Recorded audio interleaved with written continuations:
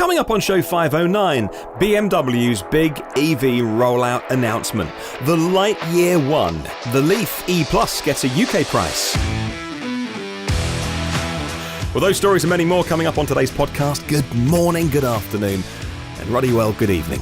Wherever you're listening around the world, welcome to EV News Daily, Tuesday 25th of June edition today. My name is Martyn Lee. I go through every single EV story I can find online to save you time. And time saving is what myev.com is all about. If you're in the USA, I'm sure you've checked it out by now. But if you are the only one left that hasn't, go to myev.com. Brilliant, get the sponsor's name wrong. myev.com, your electric vehicle marketplace, making buying and selling and learning about EVs ever so easy. What I love as well, when I'm searching around Inside EVs for stories, they've now added some highlights on Inside EVs. They sort of show you the best sort of 2 or 3 cars or a few highlights at the bottom of the page on Inside EVs with myev.com. Nice partnership. I love that. Well done, boys. Looks fantastic. Big announcement from BMW kicks us off on the news today. The German high-end carmaker BMW said today it would accelerate its plans to build new electric models as the whole industry comes under pressure to meet strict emissions regulations, said Yahoo News today. The Munich-based manufacturer will offer 25 electrified vehicles in 2023. That's not far away, and it's a big increase on where they are at the moment. That's 2 years earlier than planned as well, by the way. They've been talking 2025 until now. The chief executive, Harald Krueger, said in a statement today, of those, more than half of those 25 cars are going to be pure electrics.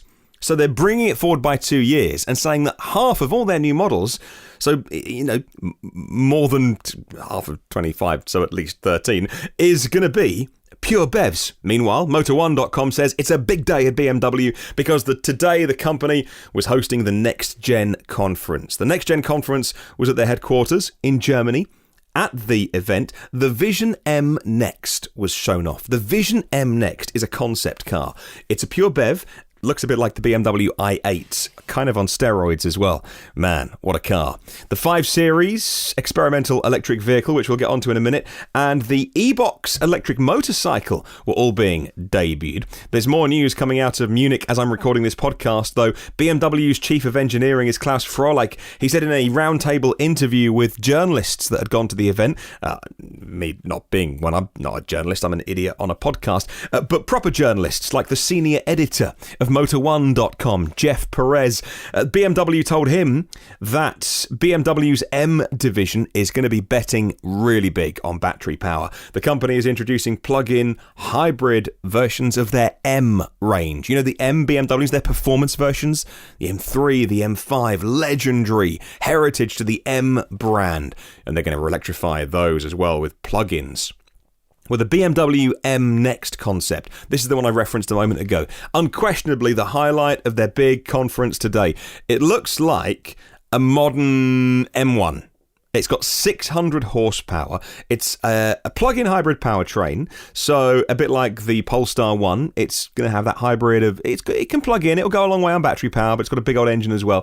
BMW also revealed something with an even more powerful and potentially interesting powertrain. So there's 2 ways of making... A little side note here. 2 ways of making an EV. You can start from scratch, good way of doing it, and a bit of a faff if you've already got thousands of people making cars around the world. Or you can try and work out, are there ways that we can stuff things places that means we haven't got to start the company from scratch?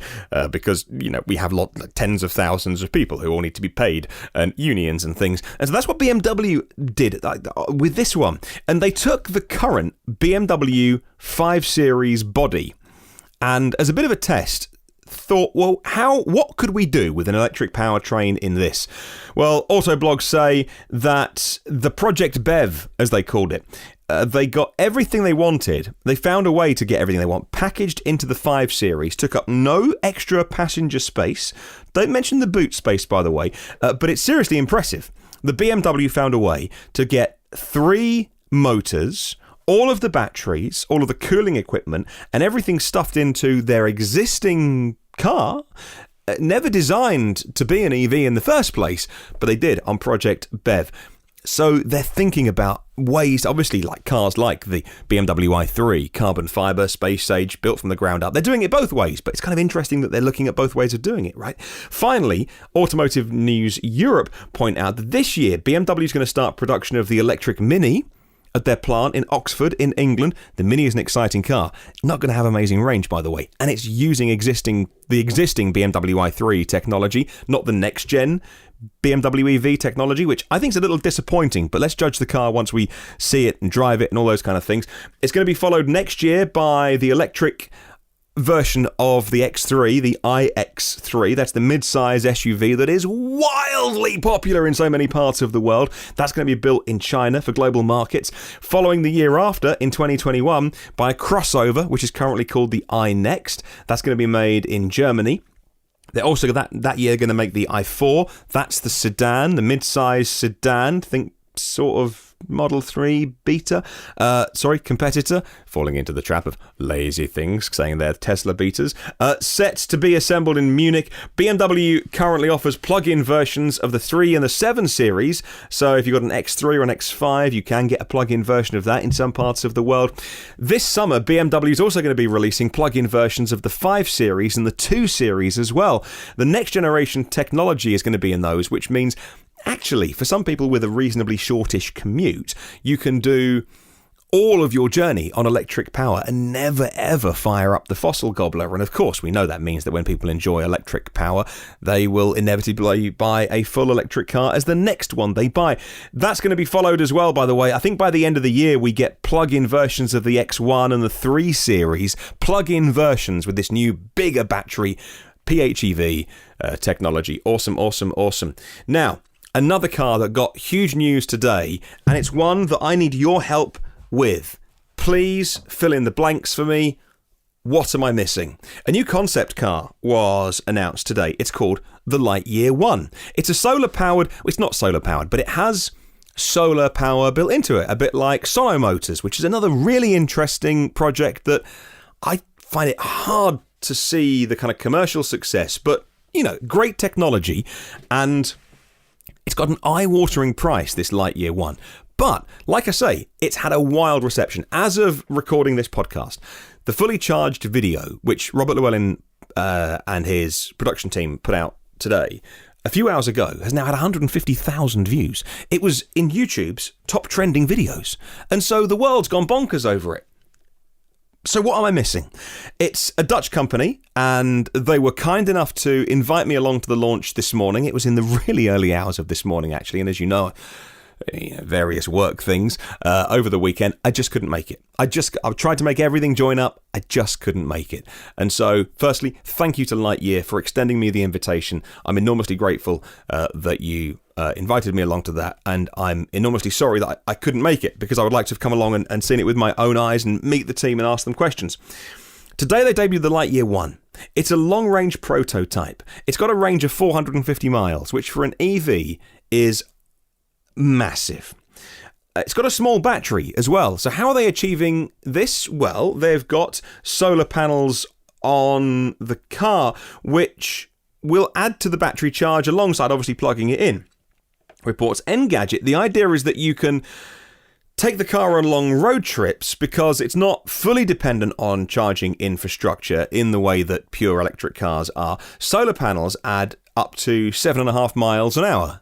Yes, that's not a lot, but if you've got a 50-mile journey and your car's been parked out all day, then, you know, in some parts of the world, if your car is parked directly in the sunlight, if you're lucky enough to have a sunny day, then this is an interesting way to think about it. The reservation fee, by the way, is €119,000. That's hefty. But, I mean, there's only going to be... Well, that's for the first 500 cars, if they make any more than 500. About $135,000 equivalent, by the way. That's the reservation fee. You won't get one till 2021. It makes the Lightyear more of a purchasable concept car than the production vehicle. But if you've got a spare few $100,000 lying around and you want to help them get underway, you know, support a company and new technology, it might be something that you want to do. The Verge says that the stats on the car, that it charges at 60 kilowatt fast charging. not that fast, but 60 kilowatt charge speed's probably enough, giving it 507 kilometers of range. Every time you charge the car's got 4 electric motors. They're hub motors, I think, by the look of it. And so you've got an electric motor in each wheel.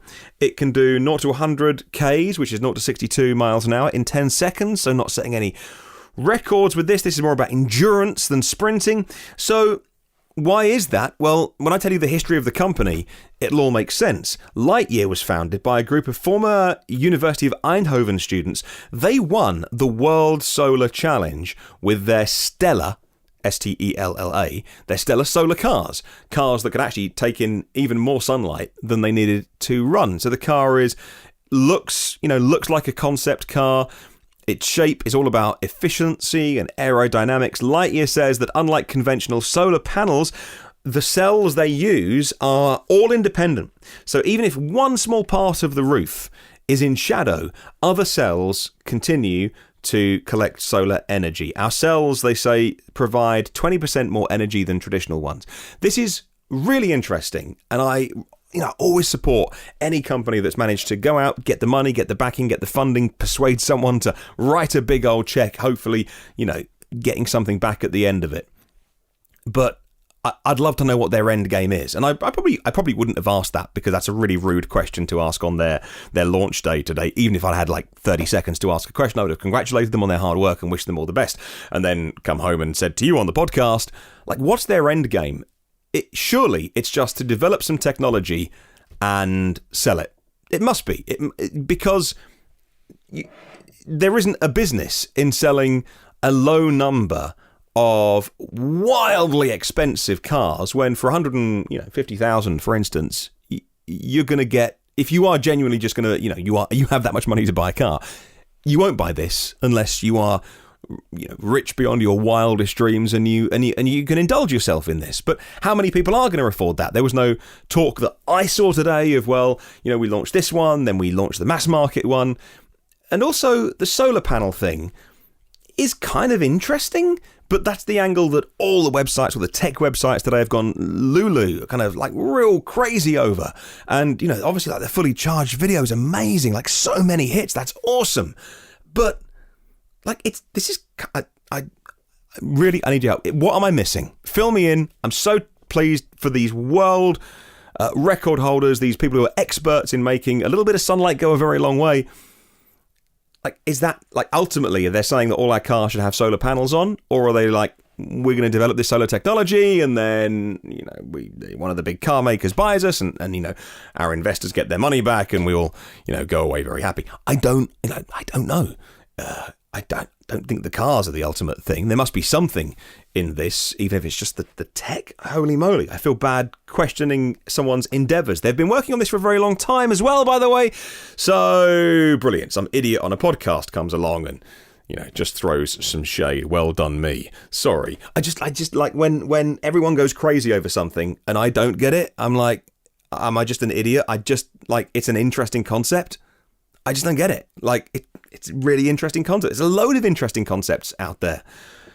But we wish them all the best, obviously. And oh my goodness, they've got a load of work ahead of them. I'm going to put the Lightyear.one website, which is a brilliant URL, newdawn.lightyear.one in the show notes. Go and have a look for yourself. Really beautiful website as well, by the way. Some stunning images on there. I've spent a lot of time on there today, and it's nice, it's polished, spent a lot of money.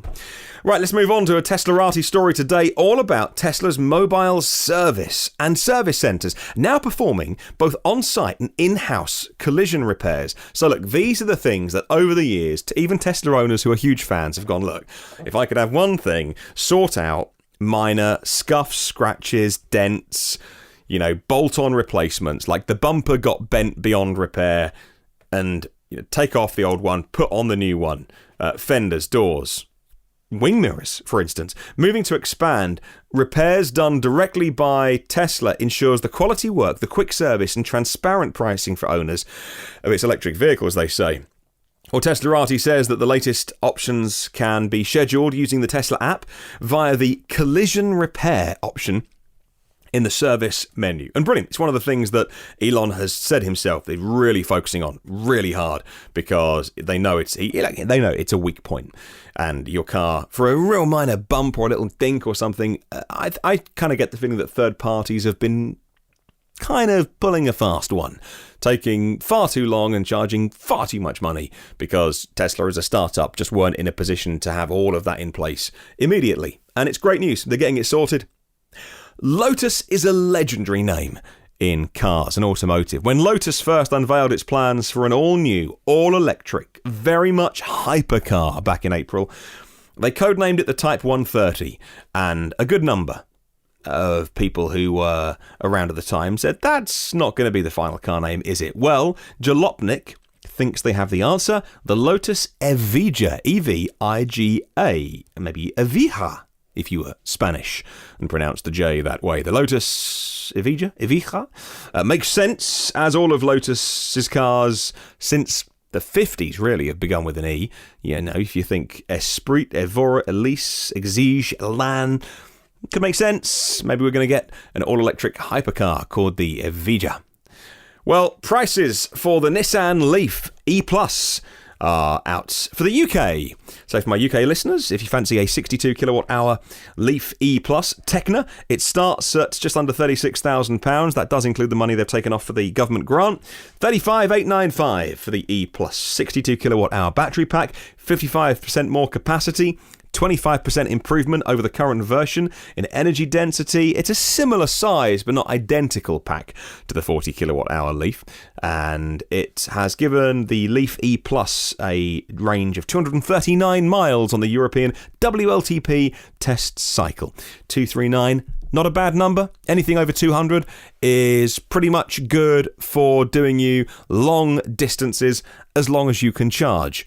But then we get to that. The car that was really dogged by Rapidgate, the car that when they first released it would get toasty warm and charge oh so slowly. Since then, a new update has been released. I know that some owners are still contacting their local Nissan places, their garages, and some people are getting great service and some people are getting sort of head scratching. They're having to educate their dealers on some bits of the process to get that update on their car.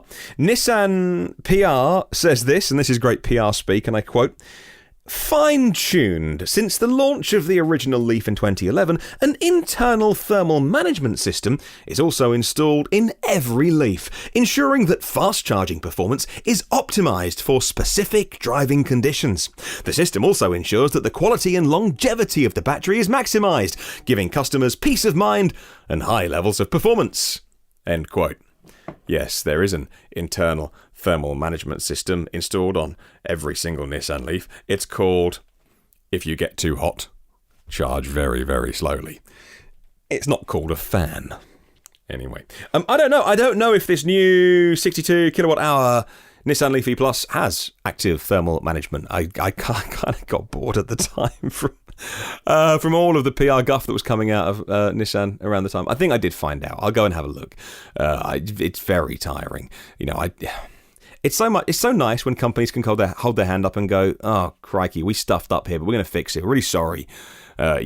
Low charge speeds is crappy. We're sorry we messed up. We're trying to protect the battery. Not good enough." But then, at the time, I guess if you do that, then not so much here, but in countries where lawsuits are kind of more common, you end up getting sued. You admit a mistake, you're going to get sued. So it's easier to go, "Hey, no, the car's meant to do that. Charge slowly. We're protecting the battery."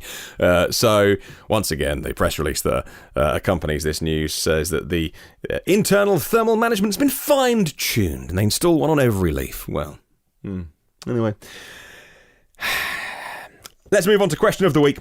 Question of the Week this week, thanks to myev.com. You can send me your answers to this one and we'll read them out on Sunday. And I love this part of the show on Sundays. It's all about you. Do EVs have anything more to prove? New EVs are so good, they beat ICE cars in every way. Do EVs have anything more to prove? You can let me know. Email me, hello@evnewsdaily.com. Well, time for the endy bit. There are 227 patrons of the podcast that keep me going, and thank you so much for your generosity. If you want to have a look at what Patreon's all about, it's patreon.com/evnewsdaily. Well, there are 508 previous shows online. You can get them first and free and automatically by... oh, goodness me, I've already stuffed up the endy bit. The 508 shows are the old ones. Get the new ones first and free and automatically by hitting the subscribe button. Oh, God, I've messed this up. If you want to leave a review, please give me 1 star and say, he's an idiot. And if you want to say hi on the socials, search EV News Daily by searching... Goodness me, I think I better go. Have a wonderful day. I'll catch you tomorrow. And remember, there is no such thing as a perfect end to a podcast.